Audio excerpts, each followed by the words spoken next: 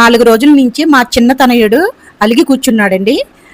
తనయుడు అంటే మా చిన్నోడు అనమాట. ఏంటంటే నాన్న నాన్న నాకు మామిడికాయలు కావాలని వారం రోజుల నుంచి అడుగుతున్నాడు. ఇప్పుడు బాగోవు నాన్న కొంచెం వెయిట్ చేయి ఒక 4 రోజులు అన్న. ఊరుకోలేదు. ఎందుకు వచ్చిన గోల పిల్లోడు గోల చేస్తున్నాడని తీసుకొచ్చాడనమాట.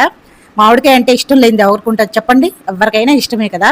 ఇంకా మామిడికాయలు తీసుకొచ్చింగానే ఇంకా తినేద్దామని చెప్పి సాయంత్రం అనుకున్నారు.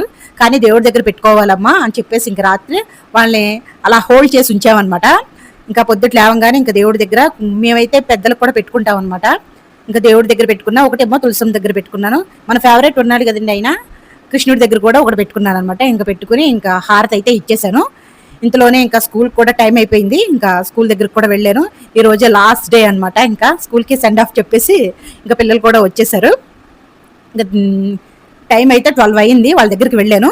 ఒకసారి నాకు జ్ఞాపకంగా ఉంటుందని చెప్పేసి ఇంకా క్లిప్పింగ్ చిన్నది తీసాను. సో ఎండ అయితే మాడిపోతుందండి, మామూలుగా లేదు. ఇంకా అందుకని ఇద్దరికి చెరో క్యాప్ పెడతానమాట.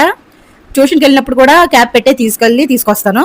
ఇదిగోండి ఇద్దరు క్యాప్ పెట్టుకున్నారు. ఇంకా అందరికీ బాయ్ బాయ్ చెప్తున్నారు అనమాట.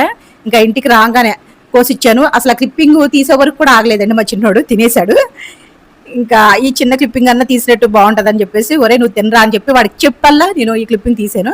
ఇంకా నెక్స్ట్ ఇంకొక 2 గంటలకి జ్యూస్ అనమాట. ఒకసారి వాళ్ళ మాటల్లోనే వినండి. ఎలా ఉంది? మధ్య లాగుందా నీకు? చూపించు నీ చూపించు.